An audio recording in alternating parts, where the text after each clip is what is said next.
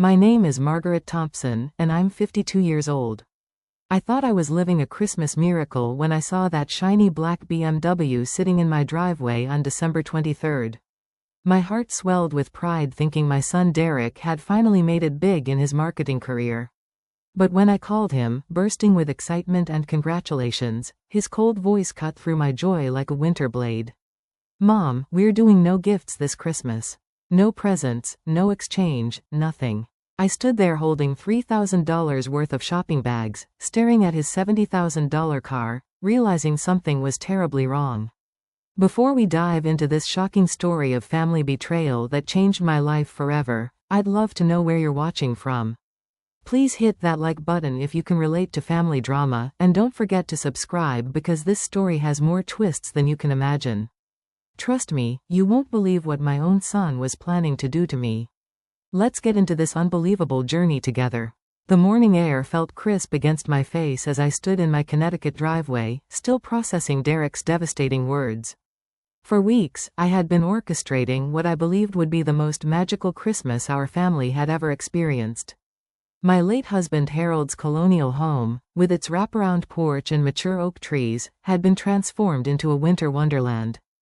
Garlands draped every banister, twinkling lights outlined each window, and the scent of pine and cinnamon filled every room. Inside my dining room, beneath Harold's antique chandelier, sat a mountain of carefully wrapped presents. Each gift had been chosen with meticulous thought and love.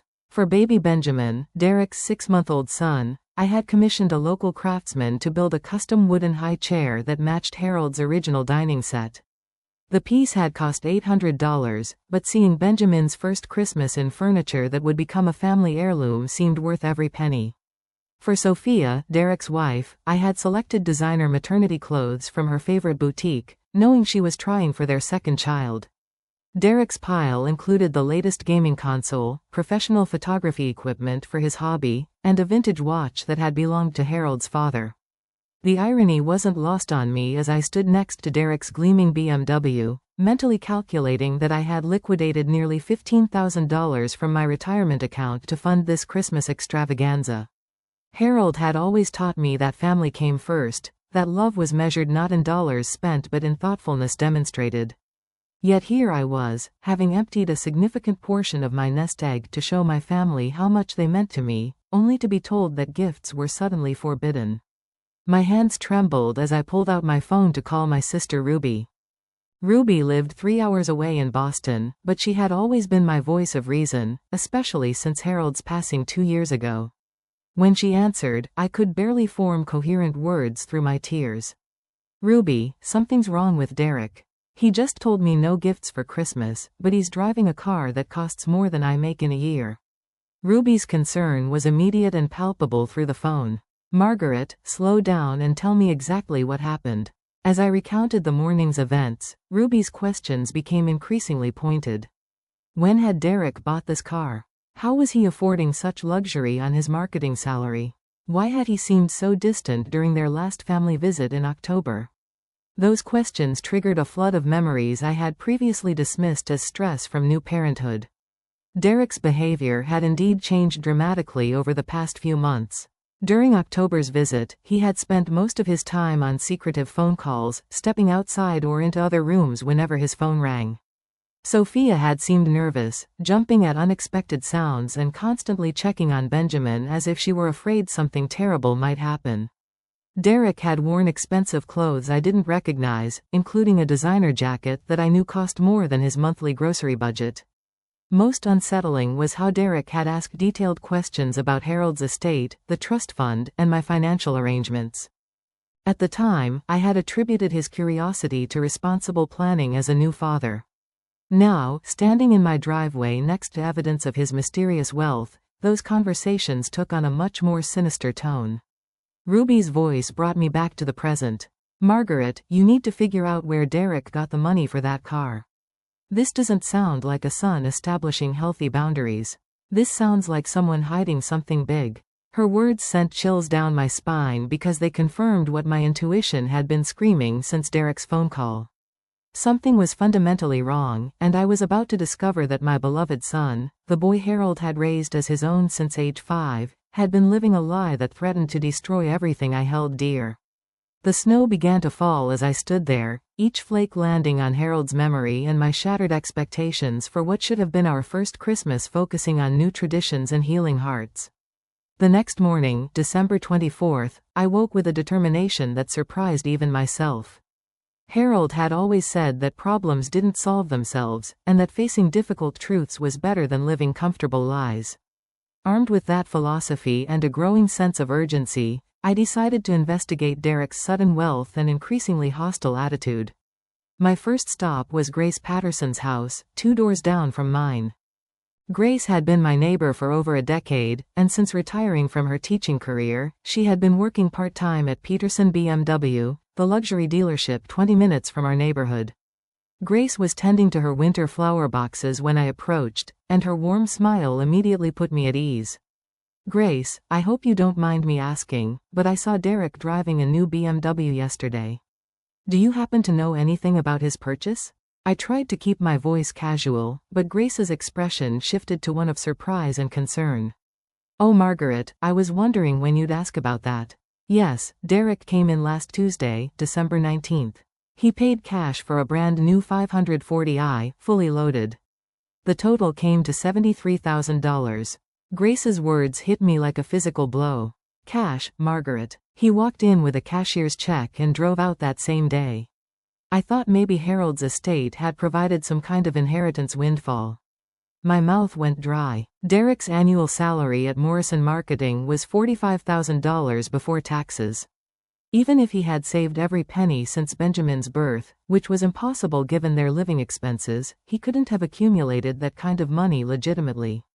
"Grace, did he seem nervous or unusual when he made the purchase?" "Actually, yes. He kept checking his phone and looking over his shoulder like he expected someone to walk in.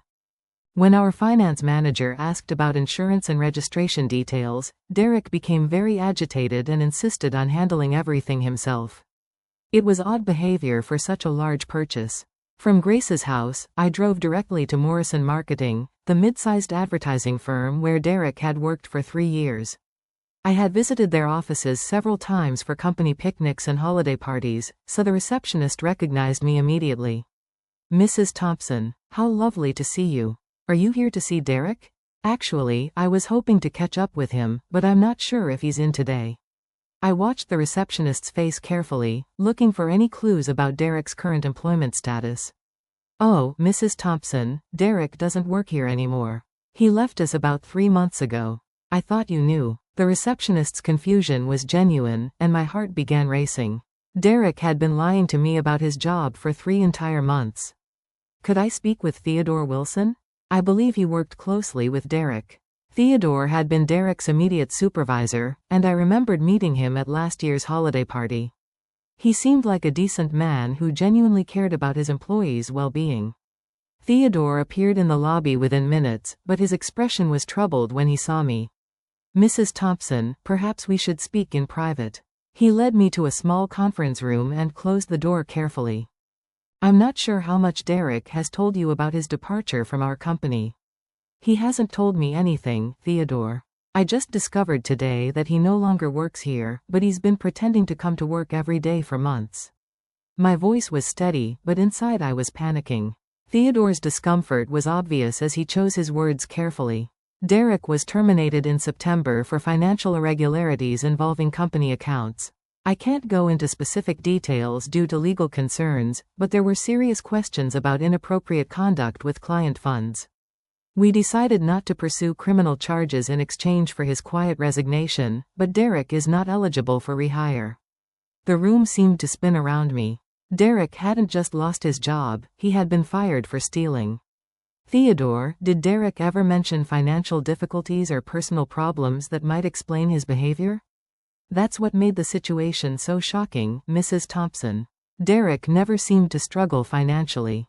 In fact, he had been talking about expensive purchases and investments that seemed far beyond his salary range. When the discrepancies were discovered, it appeared he had been siphoning money for several months." I left Morrison Marketing in a daze, my mind racing with implications and possibilities. If Derek had been stealing from his employer, where else might he have directed his criminal activities? A horrifying thought began forming in my consciousness, one that sent me directly to my financial advisor's office. Lillian Hayes had been managing Harold's estate and my retirement accounts for over 5 years. She was a trusted professional who had guided me through the complex process of settling Harold's affairs after his unexpected heart attack. When I arrived at her office without an appointment, Lillian immediately sensed my distress and cleared her schedule. "Lillian, I need you to check all of Harold's accounts and the trust fund. I'm concerned someone may have tried to access them inappropriately." My hands shook as I explained Derek's suspicious wealth and recent employment termination. Lillian's face grew pale as she pulled up Harold's estate records on her computer. "Margaret, I'm so sorry. I should have called you immediately, but I thought we had resolved this issue internally. 3 weeks ago, someone attempted to withdraw $50,000 from Harold's trust fund using what appeared to be legitimate paperwork." "What kind of paperwork?" My voice was barely a whisper. "Documents that claimed to authorize Derek as a beneficiary with immediate access to portions of the trust." The signature looked authentic, and the paperwork included copies of legal documents I had never seen before. However, our fraud prevention department flagged the request because the trust explicitly states that no funds can be distributed until specific conditions are met. "What happened with the request?" "We denied it and filed a report with local law enforcement, but the person who submitted the paperwork provided false contact information. We've been trying to investigate, but without more evidence, the police said there wasn't much they could do." The pieces of Derek's deception were falling into place with terrifying clarity. He hadn't just stolen from his employer, he had attempted to steal from his own family, from Harold's memory, from the financial security Harold had worked his entire life to provide. The BMW wasn't a symbol of Derek's success, it was evidence of his betrayal, purchased with money he had stolen from people who trusted him. As I drove home that afternoon, with Christmas Eve sunset painting the sky in shades of red and gold, I realized that tomorrow's Christmas morning would not bring the joy and reconciliation I had hoped for. Instead, I would be confronting my son about crimes that could send him to prison and lies that had destroyed my faith in the person I loved most in the world. Christmas Eve evening found me sitting in my car outside Derek's apartment complex, gathering courage for what I knew would be the most difficult conversation of my life. The evidence was overwhelming. The stolen money from Morrison Marketing, the attempted fraud against Harold's trust, the mysterious cash purchase of an expensive car. Yet part of me still hoped for some reasonable explanation, some misunderstanding that would restore my faith in the son Harold and I had raised. Derek and Sophia lived in a modest 2-bedroom apartment in a complex about 15 minutes from my house. As I climbed the stairs to their second-floor unit, I could hear Christmas music playing softly and the sound of baby Benjamin's laughter. For a moment, the normalcy of these family sounds made me question whether I was making a terrible mistake by confronting Derek with my suspicions. Sophia answered the door with Benjamin on her hip, and her face immediately registered surprise and nervousness. "Margaret, we weren't expecting you. Derek didn't mention you were coming by." Her voice was strained, and she kept glancing back toward the living room where Derek's voice could be heard on a phone call. "I need to speak with Derek about something important, Sophia. It can't wait until tomorrow." I tried to keep my tone gentle, but firm. Sophia's behavior over the past few months suddenly made more sense. She had known about Derek's illegal activities and was struggling with the knowledge. Derek emerged from the living room, still holding his phone, and his expression darkened when he saw me. "Mom, what are you doing here? I told you we're not doing gifts tomorrow, so whatever you're planning, you can forget about it." His tone was hostile in a way I had never experienced from him before. "Derek, we need to talk about your new car and how you paid for it." I stepped into their apartment and closed the door behind me. "We also need to discuss your employment situation and your recent financial activities." Derek's face flushed red, but instead of shame or embarrassment, his expression showed anger and defiance. "I don't know what you're talking about, and I don't appreciate you spying on me. What I do with my money is none of your business." "Your money?" "Derek, I spoke with Theodore Wilson today. I know you were fired from Morrison Marketing for stealing from client accounts. I also know you tried to fraudulently access Harold's trust fund 3 weeks ago." My voice remained steady despite the adrenaline coursing through my system. Sophia gasped and took a step backward, clutching Benjamin tighter. Derek's phone rang, and I noticed the name, Frank Morrison, on the screen. Derek answered immediately, speaking in hushed tones while maintaining eye contact with me in a way that felt threatening. When Derek ended the call, his demeanor had shifted from defensive to aggressive. "You want to know the truth, Mom? Fine. Yes, I took money from Morrison Marketing, and yes, I tried to access Harold's accounts. But you know what? I deserve that money more than anyone else." "Derek, what are you talking about? That money doesn't belong to you. You stole from people who trusted you. Harold wasn't my real father." Derek's voice exploded through the small apartment, causing Benjamin to cry and Sophia to retreat further into the kitchen. I spent 17 years playing the role of grateful stepson to a man who never bothered to legally adopt me. When he died, you inherited everything, and I got nothing. Well, I decided to take what should have been mine all along. The cruelty of Derek's words was like a physical assault. Harold had loved Derek unconditionally from the moment he entered our lives when Derek was 5 years old. Harold had coached Derek's little league teams, attended every school play, taught him to drive, paid for his college education, and walked him through every major life decision. The fact that the legal adoption papers were never finalized was an oversight that Harold had always intended to correct, not a deliberate exclusion. Derek, Harold loved you as his own son. He provided for you, supported your dreams, and was so proud when you graduated college and started your career. How can you dishonor his memory this way? Dishonor his memory? Mom, Harold left me nothing in his will. Nothing. Do you have any idea what it feels like to realize that the man who raised you never considered you worthy of inheritance? I've been planning this for years, waiting for the perfect opportunity to claim what should have been mine. Planning this for years? The implications of Derek's statement were staggering. Derek, Harold died unexpectedly of a heart attack. Are you saying you were hoping he would die? Derek's laugh was cold and calculating. I'm saying I was prepared for every possibility. And now I'm taking what I deserve, whether you approve or not. At that moment, I noticed Sophia holding her phone in a way that suggested she was recording our conversation. The realization hit me that this confrontation had been orchestrated, that Derek had been expecting me to discover his crimes and was prepared with his next move. Derek, if you return the money you've stolen and turn yourself in to the authorities, I'll support you through whatever legal consequences follow. We can work through this as a family. Derek's response was swift and devastating. Actually, Mom, you're going to support me whether you want to or not. You see, Frank Morrison is my attorney now, and we've been documenting your increasingly erratic behavior for months. Your obsession with money, your paranoid accusations, your inability to accept that your son has become successful without your help. What are you talking about? I'm talking about elder abuse charges, Mom.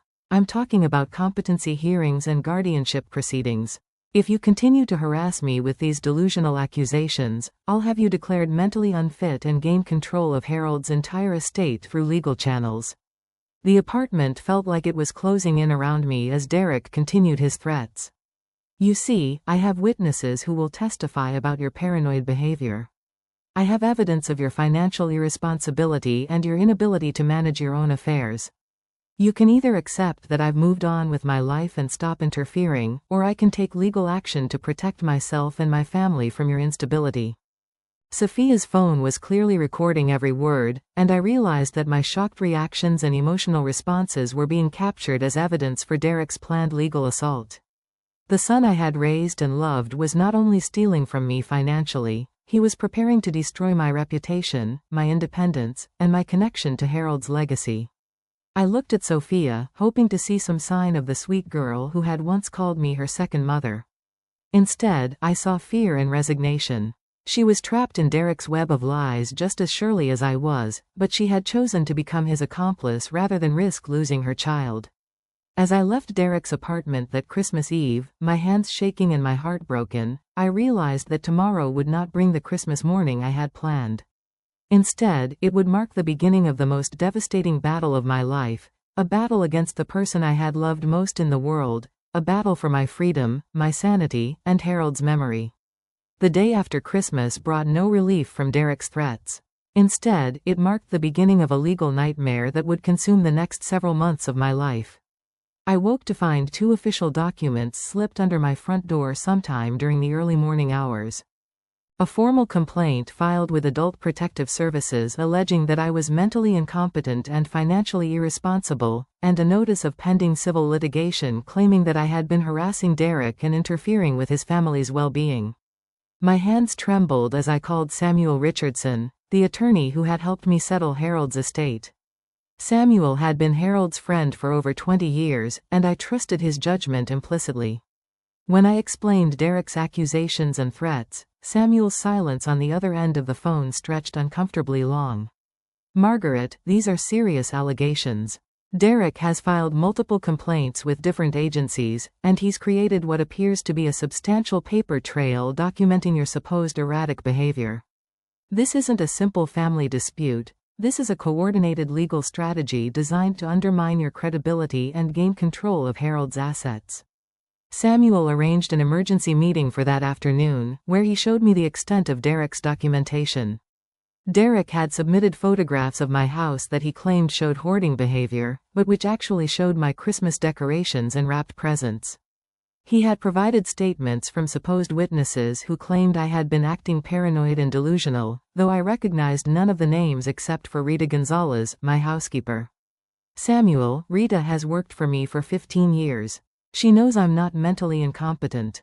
Why would she say these things about me? Margaret, according to this statement, Rita claims you've been hiding money throughout your house, that you've been talking to Harold as if he were still alive, and that you've been taking excessive pain medication since his death.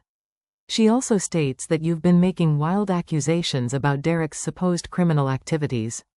The betrayal cut deeply. Rita had become like family over the years, especially after Harold's death, when she had provided emotional support and companionship during my grieving process. The idea that she would participate in Derek's scheme seemed impossible, yet her signature was clearly visible on the official complaint. "There's more, Margaret. Derek has filed complaints with the police department, claiming that you've been stalking him and making threatening phone calls. Detective Ray Morrison is assigned to investigate these allegations, and he wants to interview you tomorrow morning." Detective Morrison's interview took place at the police station, in a small, windowless room that made me feel like a criminal before any questions were asked. Morrison was a middle-aged man with tired eyes and a skeptical demeanor who seemed to have already made up his mind about my guilt before I sat down. "Mrs. Thompson, your son has provided us with evidence that you've been harassing him and his family for several months. He claims you've been making false accusations about his employment and financial situation, and that you've been following him around town making wild claims about stolen money. Detective Morrison, Derek was fired from his job for embezzlement. He attempted to fraudulently access his stepfather's trust fund. These aren't wild accusations, these are documented facts. Mrs. Thompson, I've spoken with Derek's current employer, Hartwell Consulting, and they confirm that Derek has been working there successfully for 6 months. I've also spoken with Lillian Hayes at Patriot Financial, who states that there have been no unauthorized attempts to access any accounts associated with Harold Thompson's estate." The room spun around me as I realized that Derek's web of lies extended far beyond what I had discovered. He had somehow convinced my own financial advisor to deny the attempted fraud, and he had created a fake employment history that supported his version of events. "Detective, I spoke with Lillian Hayes myself just 2 days ago. She confirmed that someone had attempted to fraudulently access Harold's trust fund 3 weeks ago. Mrs. Thompson, I have Ms. Hayes's statement right here. She specifically mentions that you've been making increasingly paranoid accusations about non-existent financial crimes. She's concerned about your mental state and suggests that you might benefit from professional evaluation." Over the following weeks, Derek's legal assault intensified. Judge Catherine Walsh, who was handling the competency proceedings, ordered me to undergo psychological evaluation with Dr. Charles Henderson. Dr. Henderson's questions were clearly designed to elicit responses that would support Derek's claims about my mental instability. "Mrs. Thompson, your son reports that you've been talking to your deceased husband as if he were still alive. Can you tell me about your relationship with Harold's memory? I sometimes talk aloud when I'm in Harold's workshop or looking at his photographs. It helps me process grief and feel connected to our shared memories. That's not the same as believing he's actually present. Your son also reports that you've been making wild accusations about criminal activities that have no basis in reality. You've claimed that he's been stealing money and committing fraud, despite evidence that he's employed and financially stable. Every answer I provided seemed to be twisted into evidence of paranoia or delusion. When I mentioned specific conversations with Theodore Wilson or Grace Patterson, Dr. Henderson implied that I might be confabulating these interactions. When I provided details about Derek's suspicious behavior, it was characterized as obsessive thinking and inability to accept my son's independence.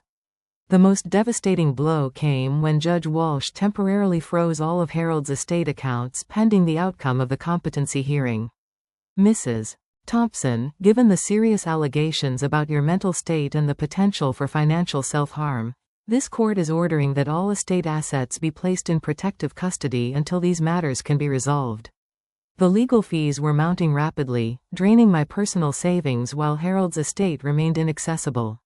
Samuel Richardson was doing his best to defend me, but Derek's documentation was extensive and professionally prepared. Every piece of evidence I tried to present was countered by Derek's team with alternative explanations that made me sound delusional or vindictive. Margaret, Derek's attorney Frank Morrison, is very good at this type of litigation.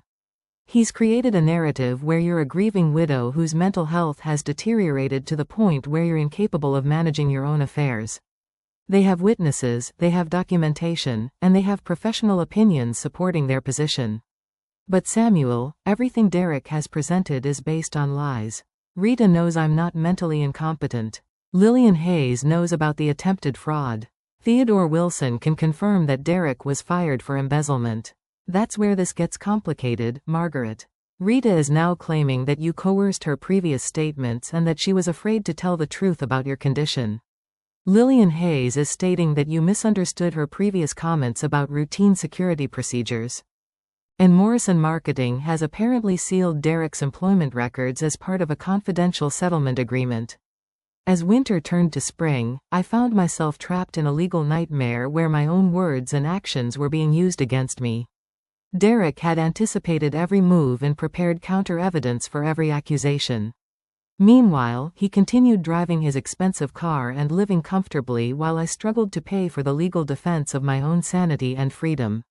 The boy I had raised and loved had become my greatest enemy, using the very trust and openness I had shown him as weapons in his calculated destruction of my life. By early March, the cumulative effects of Derek's legal and psychological warfare had pushed me to the edge of complete breakdown.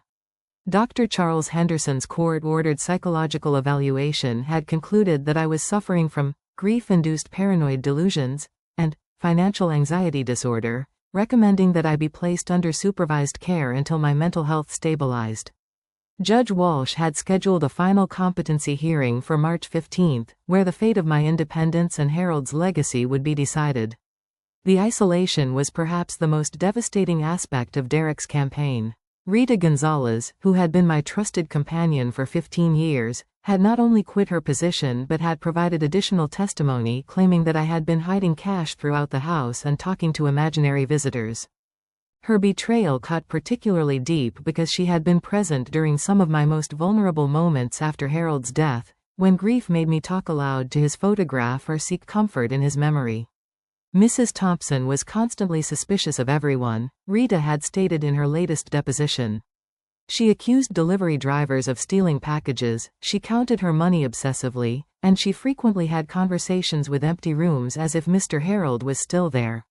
I became concerned for my own safety when she started accusing her own son of terrible crimes. Wesley Montgomery, Harold's business partner and our family friend for over 2 decades, had also distanced himself after Derek reached out with concerns about my deteriorating mental state. Wesley had stopped returning my phone calls and had declined Samuel's request for a character witness statement. The man who had stood beside Harold at our wedding, who had celebrated Derek's graduation with us, who had comforted me at Harold's funeral, was now treating me like a stranger whose mental illness made me unpredictable and potentially dangerous. The financial pressure was equally overwhelming. Samuel Richardson's legal fees had already consumed $25,000 from my personal savings, while Harold's estate remained frozen and inaccessible. My monthly expenses continued accumulating while my income was limited to Social Security and a small pension from my former teaching position. Derek's strategy was working perfectly: isolate me financially, socially, and emotionally until I had no resources left to fight his claims. Dr. Henderson's sessions became exercises in futility where every response I provided was interpreted through the lens of mental illness. When I spoke passionately about Derek's betrayal, it was labeled as obsessive thinking about imagined persecution. When I provided specific details about his crimes, it was characterized as elaborate delusion construction. When I showed emotion about Harold's memory being dishonored, it was diagnosed as inability to process grief appropriately. Mrs. Thompson, your fixation on your son's supposed criminal activities has consumed your entire identity, Dr. Henderson observed during our 6th session. You've constructed an elaborate fantasy where Derek is the villain and you are the victim, but this narrative prevents you from addressing your real issues with grief, financial anxiety, and age-related cognitive decline. Dr. Henderson, if Derek's activities are imaginary, how do you explain his expensive car and sudden lifestyle changes? Mrs. Thompson, Derek has a good job with Hartwell Consulting and has been financially responsible throughout his adult life. Your perception that he's living beyond his means is another example of your distorted thinking patterns. The lies had become so pervasive and well coordinated that I began questioning my own memories and perceptions. Had I misunderstood Theodore Wilson's explanation about Derek's termination? Had I imagined Lillian Hayes's confirmation of the attempted fraud? The gaslighting was so complete that I started wondering if Derek was right about my mental state. On March 10, 5 days before the final competency hearing, I reached my breaking point. Standing alone in Harold's workshop at sunset, surrounded by his tools and unfinished projects, I seriously considered ending my life rather than facing the humiliation of being declared mentally incompetent. Harold's workbench held the handsaw he had used to build Derek's treehouse 20 years ago, the same treehouse where Derek had proclaimed his love for his real dad and promised to make Harold proud forever. The irony was overwhelming.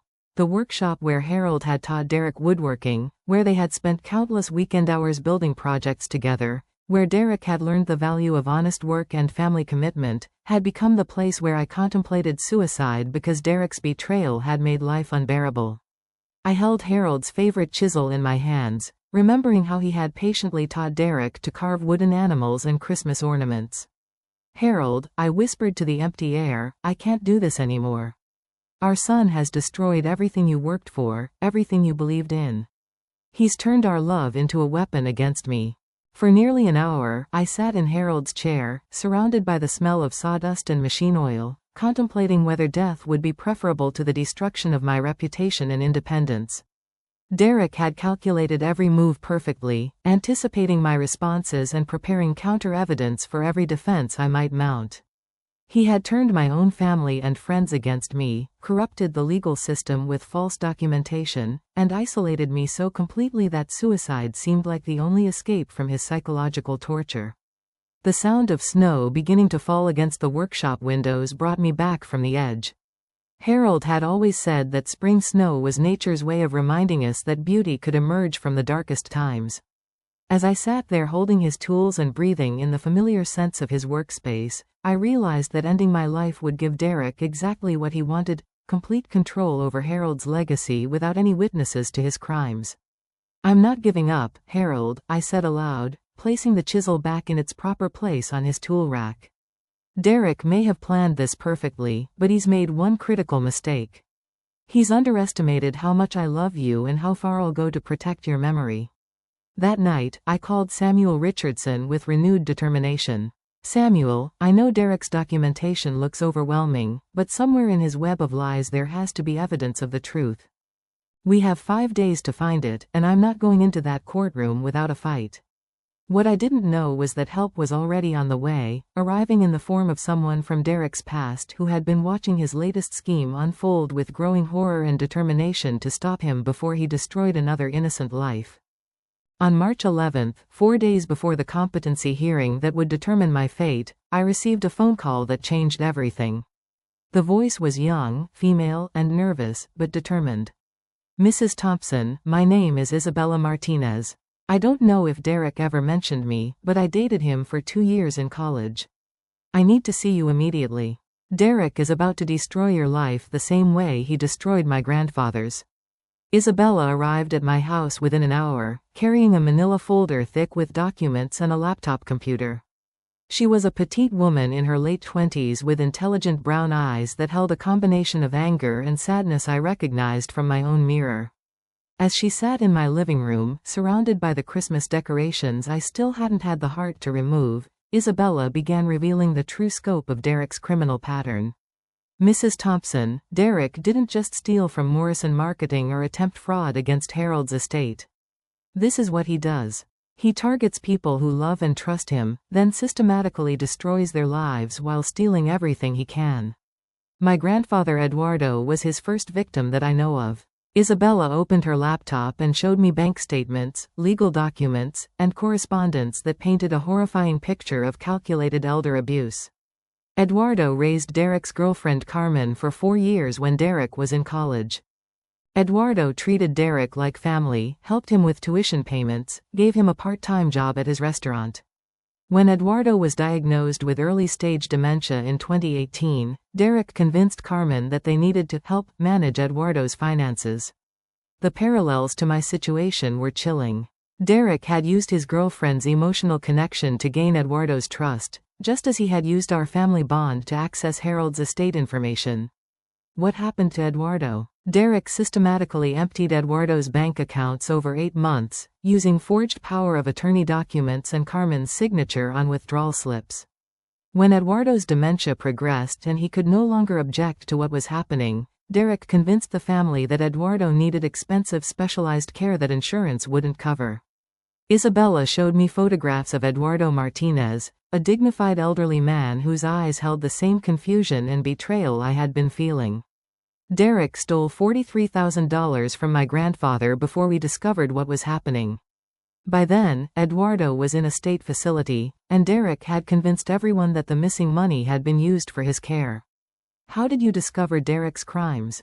Eduardo had moments of clarity where he would ask about his missing money and mention Derek's suspicious visits. I started investigating and found the forged documents, the fake power of attorney papers, and evidence that Derek had been using Eduardo's identity to open credit accounts. When I confronted Derek, he disappeared immediately, leaving Carmen to face the legal consequences. What happened to Carmen? Carmen was charged as an accessory because her signature appeared on many of the fraudulent documents. She spent 6 months in jail and lost her job, even though Derek had been forging her signature without her knowledge. She was just another victim, but the legal system treated her like a criminal.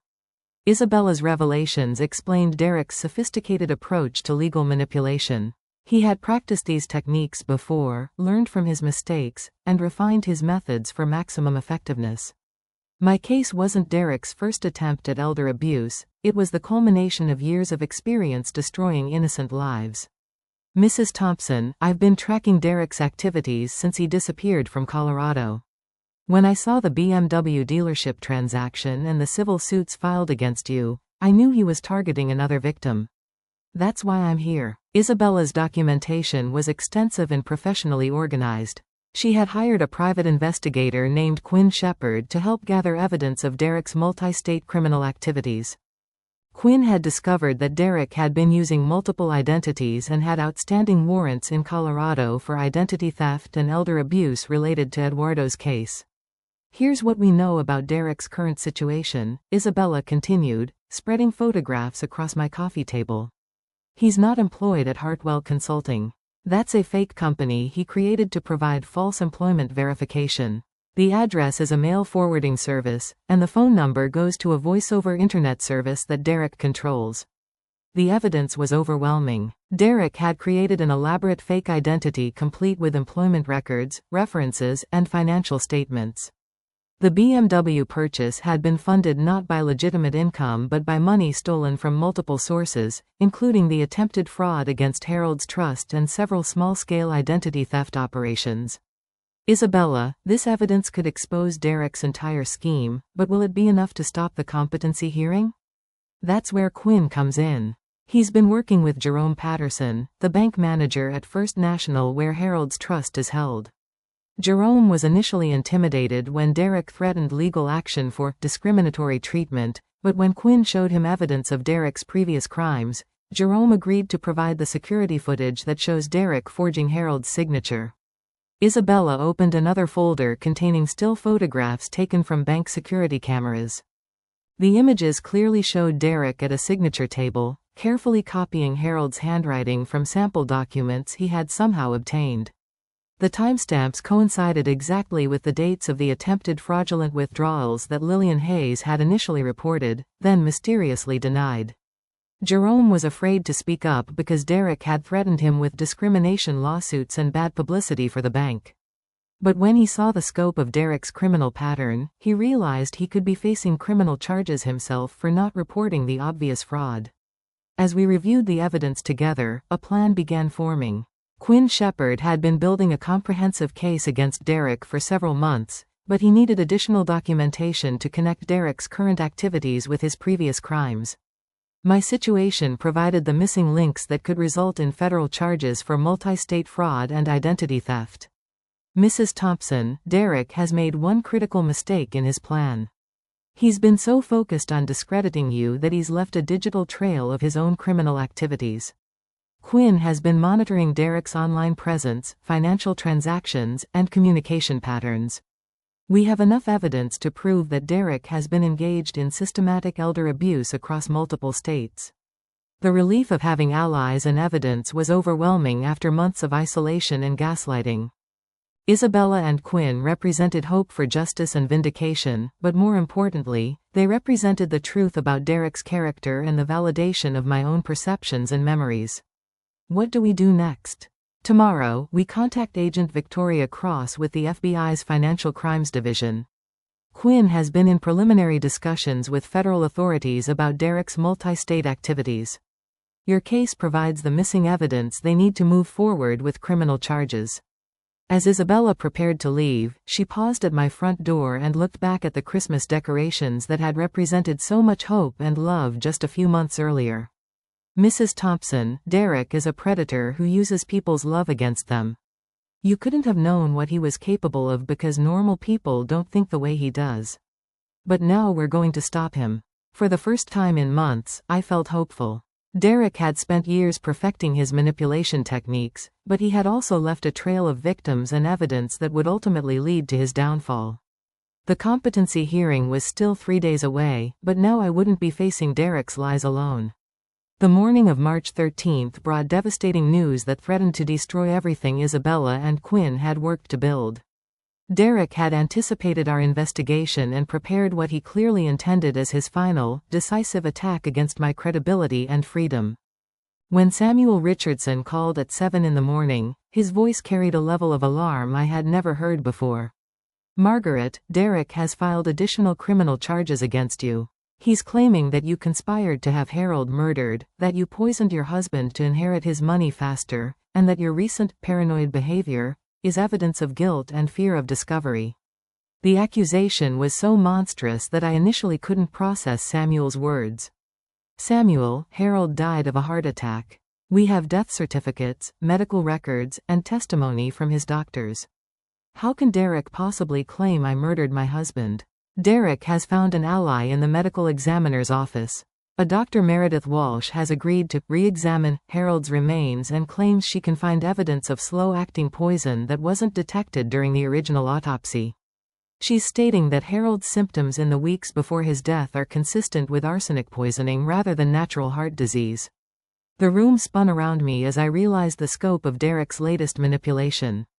Harold had indeed been feeling tired and occasionally nauseous in the weeks before his fatal heart attack, but Dr. Calvin Morrison, Harold's cardiologist, had attributed these symptoms to stress and the progression of Harold's known heart condition. Now Derek was twisting Harold's natural decline into evidence of murder. There's more, Margaret. Derek claims he's discovered evidence that you've been researching poison methods online and that you've been purchasing suspicious chemicals under the pretense of household cleaning. He's provided the court with printed records of supposed internet searches and online purchases traced to your computer. Samuel, I've never researched poison or purchased any chemicals beyond normal household supplies. Derek must have somehow gained access to my computer or created false records. The evidence looks authentic, Margaret. Derek's team has provided detailed forensic analysis of computer hard drive data, browser histories, and purchasing records. They've also found a supposed witness, Ashley Monroe, a court reporter who claims you confided in her about feeling trapped in your marriage and wishing Harold would just die already. I had never met anyone named Ashley Monroe, never confided in any court reporter, and certainly never wished for Harold's death. Harold had been the center of my world, my partner and best friend for over 20 years. The idea that I would harm him was not just false, it was the complete opposite of everything I felt and believed. Derek's murder accusations served multiple strategic purposes. They discredited my claims about his criminal activities by making me appear to be a desperate murderer trying to deflect attention from my own crimes. They provided justification for his attempts to access Harold's estate by positioning him as the protector of his stepfather's memory, and they ensured that even if his elder abuse charges failed, I would face criminal prosecution that would destroy my reputation and freedom. Samuel, how can we fight these accusations when Derek seems to have manufactured evidence for everything? Margaret, Quinn Shepard and Agent Victoria Cross are accelerating their investigation. They believe Derek's murder accusations are evidence of desperation, that he's overreaching because he knows his previous schemes are about to be exposed. Agent Victoria Cross arrived at my house that afternoon with a team of federal investigators who immediately began analyzing Derek's supposed evidence. Agent Cross was a tall, serious woman in her 40s whose professional demeanor conveyed both competence and genuine concern for justice. When she reviewed Derek's documentation, her expression shifted to one of recognition and anger. Mrs. Thompson, Derek Thompson is already under federal investigation for multi-state elder abuse and identity theft. What he's done to you follows a pattern we've been tracking for several months. The murder accusations are new, but they're consistent with his escalation techniques when previous manipulation attempts fail. Agent Cross showed me photographs and documents related to Derek's activities in 3 different states.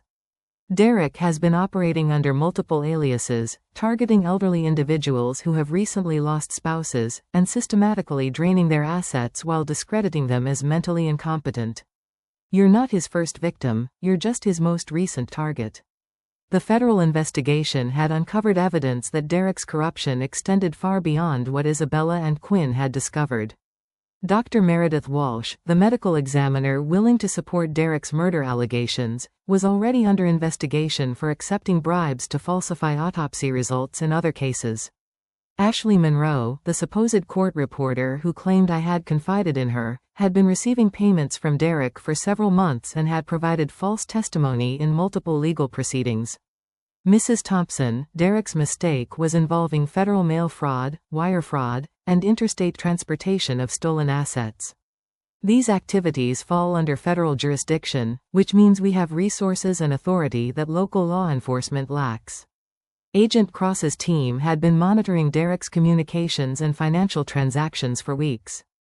They had recordings of Derek coaching his false witnesses, documentation of his payments to corrupt officials, and evidence of his elaborate schemes to create fake employment records and financial statements. Agent Cross, what about the competency hearing tomorrow? Will this federal investigation stop Judge Walsh from declaring me mentally incompetent? Mrs. Thompson, Judge Walsh is Derek's aunt. She's been presiding over your case despite having a clear conflict of interest that was never disclosed. This is another example of Derek's systematic corruption of the legal process. The revelation that Judge Catherine Walsh was Derek's relative explained why every ruling had favored Derek's position despite the lack of credible evidence supporting his claims. Derek had not only manipulated witnesses and manufactured evidence, he had ensured that the judge overseeing my case was predisposed to accept his version of events. That evening, as federal agents continued their investigation throughout my house, I finally understood the full scope of Derek's plan. He had spent months, possibly years, preparing for this systematic destruction of my life. Every detail had been calculated, every contingency planned, every potential avenue of resistance anticipated and countered.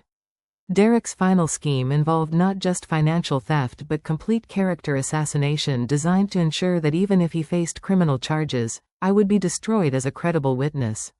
By accusing me of Harold's murder, Derek sought to transform himself from predator to victim, from criminal to grieving stepson seeking justice for his beloved father.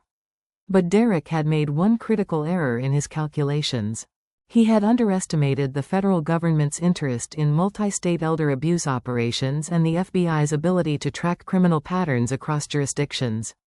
His elaborate scheme was about to collapse, but not before one final, desperate attempt to complete the destruction he had begun. As I prepared for what would certainly be the most important day of my life, I realized that tomorrow's competency hearing had become much more than a determination of my mental fitness. It had become the final battlefield where Derek's lies would either triumph completely or be exposed publicly in a way that would vindicate Harold's memory and restore my faith in justice. The morning of March 14th, the day before my scheduled competency hearing, brought a resolution I never could have anticipated. At 6 a.m, Agent Victoria Cross called to inform me that Margaret Thompson was being arrested by federal agents on charges of mail fraud, wire fraud, identity theft, conspiracy, and elder abuse across 4 states. The investigation that had begun with my individual case had uncovered a criminal enterprise that extended far beyond anything Derek's previous victims had imagined. Mrs. Thompson, we executed search warrants at Derek's apartment, his storage facilities, and several other locations associated with his criminal activities. What we found was a sophisticated operation designed to target and victimize elderly individuals across multiple states. Agent Cross arrived at my house with evidence that painted a horrifying picture of Derek's true nature. In Derek's apartment, federal agents had discovered detailed files on dozens of potential victims, including photographs of their homes, copies of their financial documents, and psychological profiles analyzing their vulnerabilities. My own file was labeled Priority Target, High Value Assets, and contained surveillance photographs of my daily routines, detailed floor plans of Harold's house, and strategic notes about how to exploit my grief and isolation. Derek had been planning your victimization for over 2 years, Margaret. He began gathering information about Harold's estate and your financial situation well before Harold's death. When Harold died unexpectedly, Derek accelerated his timeline but continued following his established pattern. The federal investigation had also uncovered Derek's extensive network of corrupt accomplices.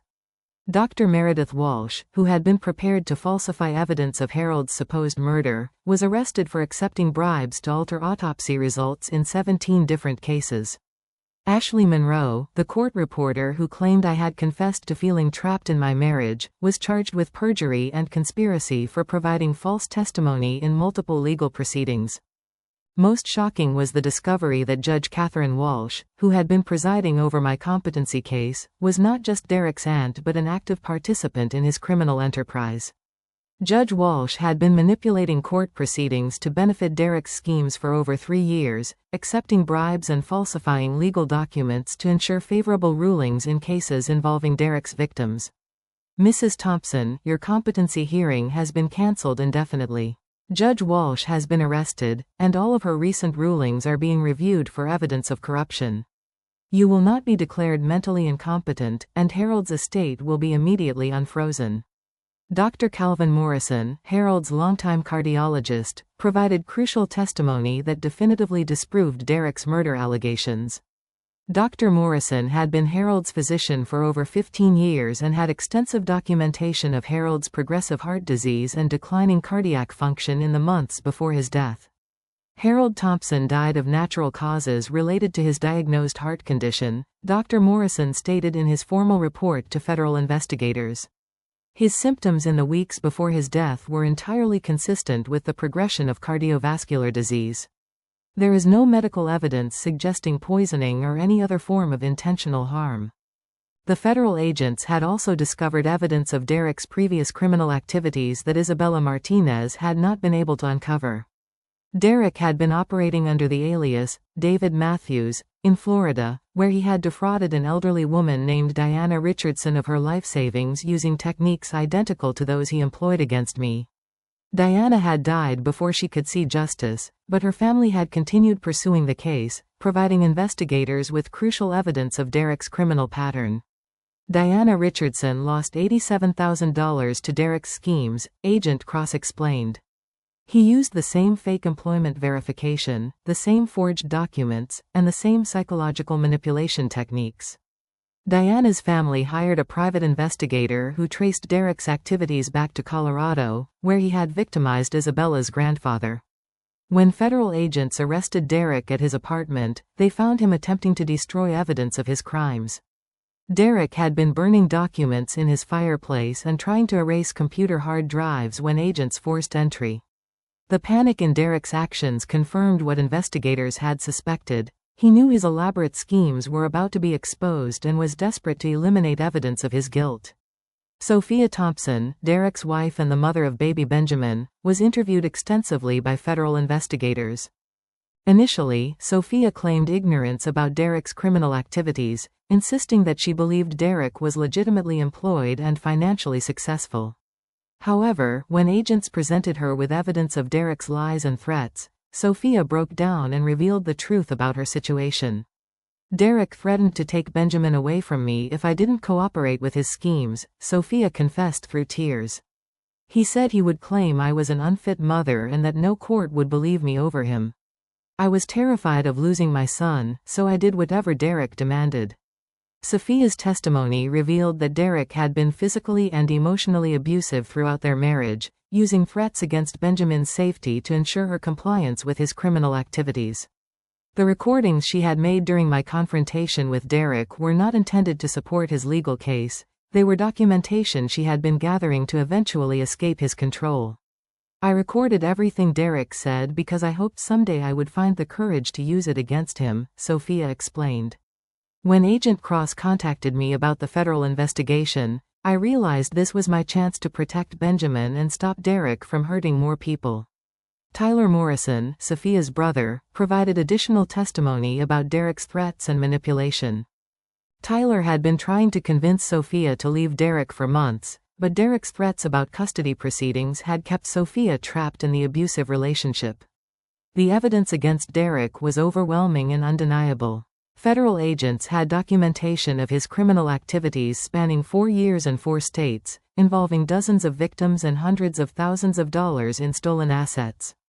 Derek's sophisticated schemes had ultimately been his downfall. The same attention to detail that made his fraud effective also created an extensive paper trail that federal investigators could follow. When Derek was led away in handcuffs from his apartment building, he was screaming accusations and threats at the federal agents. "This is all Margaret's fault," he shouted. "She's a crazy old woman who destroyed my family. You're all being manipulated by her lies."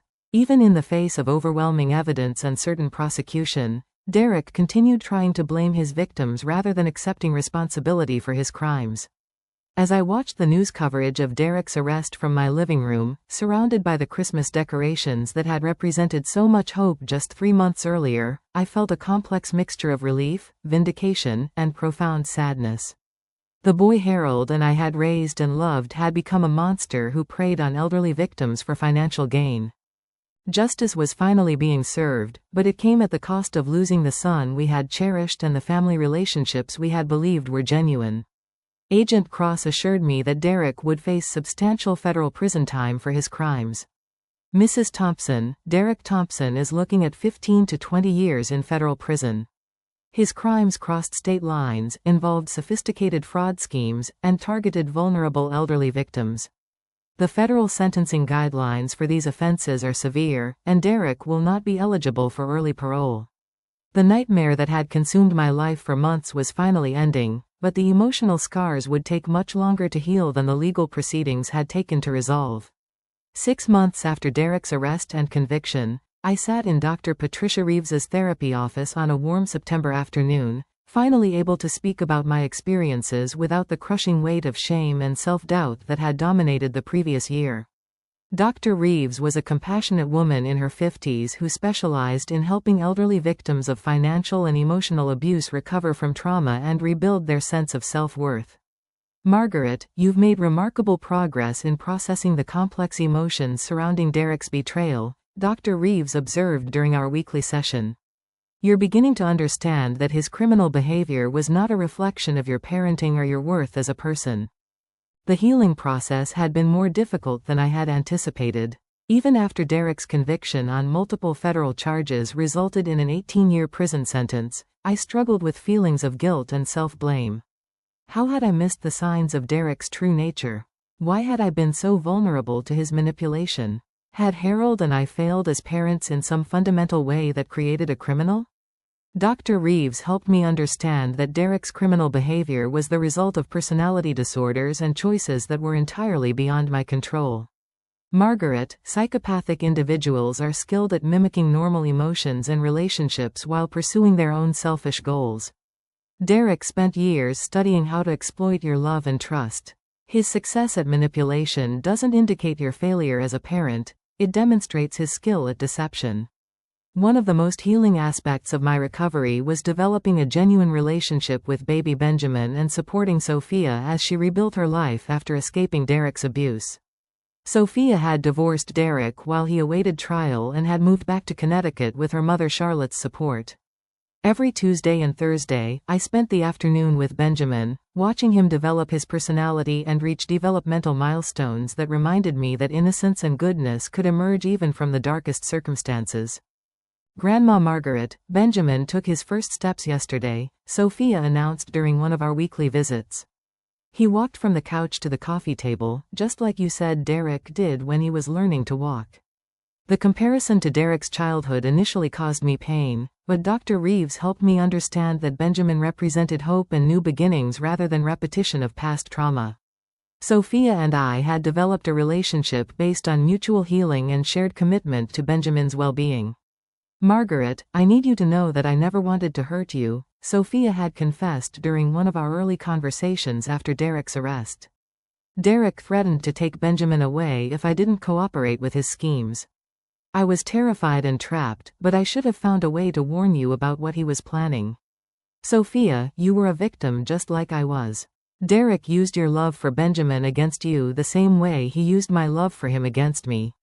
We both survived his manipulation, and now we're building something genuine and healthy for Benjamin's future.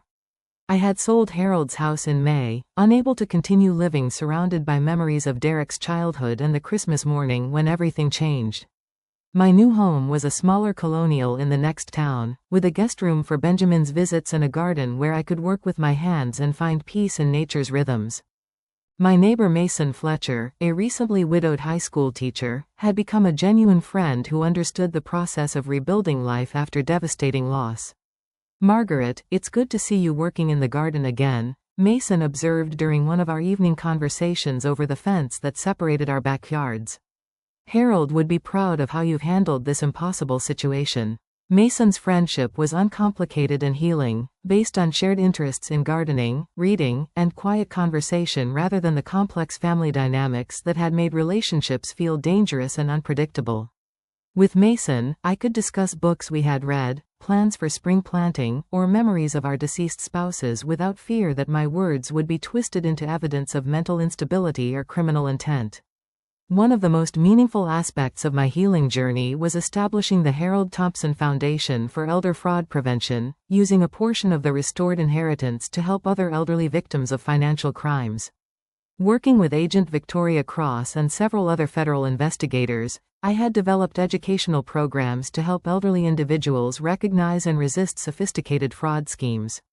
Mrs. Thompson, your foundation has already helped prevent dozens of elderly fraud cases, Agent Cross reported during our quarterly foundation meeting. The educational materials you've developed and the victim support services you've funded are making a real difference in protecting vulnerable seniors. The foundation work gave Harold's memory a positive legacy while channeling my anger about Derek's crimes into constructive action that protected other potential victims. Speaking at senior centers and community organizations about my experiences was initially terrifying, but it became empowering as I saw other elderly individuals gain confidence and knowledge that could protect them from predators like Derek. Isabella Martinez had become another important ally in both my personal healing and the foundation's work. Isabella's experience with Derek's crimes against her grandfather Eduardo had prepared her to provide crucial support during my darkest moments, and our friendship had developed into a genuine bond based on mutual respect and shared commitment to justice. "Margaret, you saved my life just as much as I helped save yours," Isabella explained during one of her visits to Connecticut. "Fighting Derek's crimes gave me purpose and helped me process my anger about what he did to Eduardo. Working together showed both of us that we could be survivors instead of just victims. The most difficult aspect of my healing process was learning to forgive myself for loving Derek despite his crimes and manipulation.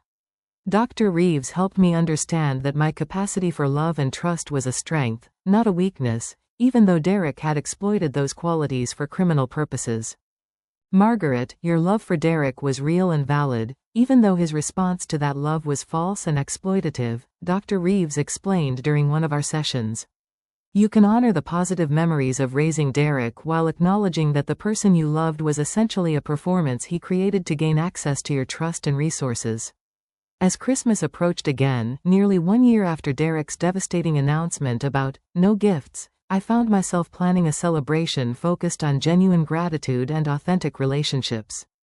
Benjamin would be spending Christmas morning with Sophia and me, opening presents under a tree decorated with ornaments Harold and I had collected over 20 years of marriage. Mason had agreed to join us for Christmas dinner, bringing his homemade apple pie and stories about his own grandchildren. "This Christmas will be about real love and genuine connection," I told Dr. Reeves during our final session before the holiday. "Not the performance and manipulation that I mistook for family relationships last year." The Christmas gifts under my tree this year were simple and thoughtful. Books for Mason, educational toys for Benjamin, a spa day certificate for Sophia, and a donation in Harold's name to the local children's hospital where Derek had once received treatment for a broken arm. No expensive displays of wealth, no desperate attempts to purchase love and approval, just authentic expressions of care for people who had earned my trust through consistent kindness and honesty. On Christmas Eve, as I sat in my new living room watching Benjamin play with wooden blocks that reminded me of Harold's workshop projects, I realized that Derek's betrayal had ultimately taught me valuable lessons about the difference between genuine love and skillful manipulation. The pain of losing the son I thought I knew had been devastating, but discovering my own strength and resilience had been empowering in ways I never could have imagined. "Harold," I said softly, looking at his photograph on my mantelpiece, "I think you would be proud of how this story ended. Derek's crimes were exposed, justice was served, and Benjamin will grow up surrounded by people who understand the difference between love and manipulation." The snow began falling outside my windows as I prepared for my first Christmas as a survivor rather than a victim. Derek was spending this Christmas in federal prison, finally facing consequences for his crimes against multiple families. Sophia was building a new life based on authentic relationships rather than fear and threats. Benjamin was safe, loved, and protected from the toxic influences that had shaped his father's character. As I turned off the Christmas tree lights and prepared for bed, I felt something I hadn't experienced in over a year. Genuine peace and hope for the future. The nightmare was over, justice had been served, and I had discovered inner strength I never knew I possessed. Tomorrow would bring Christmas morning with people who loved me authentically, and that knowledge was the greatest gift I could have received. Now I want to hear from all of you who've been following this incredible journey. Have you ever experienced betrayal from someone you trusted completely? How did you find the strength to rebuild after having your world turned upside down? Share your own stories of survival and healing in the comments below because your experiences might help someone else who's facing similar challenges. Please hit that like button if this story resonated with you, and don't forget to subscribe for more true stories about family drama, survival, and finding hope in the darkest circumstances. Share this video with anyone who might need to hear that it's possible to overcome even the most devastating betrayals and rebuild a life filled with genuine love and authentic relationships. Thank you for joining me on this difficult but ultimately healing journey, and I wish all of you the kind of Christmas morning filled with real love that I'll be celebrating tomorrow. Remember, family isn't about blood relationships or shared DNA. It's about the people who stand beside you with honest hearts and genuine care, especially when life becomes its most challenging.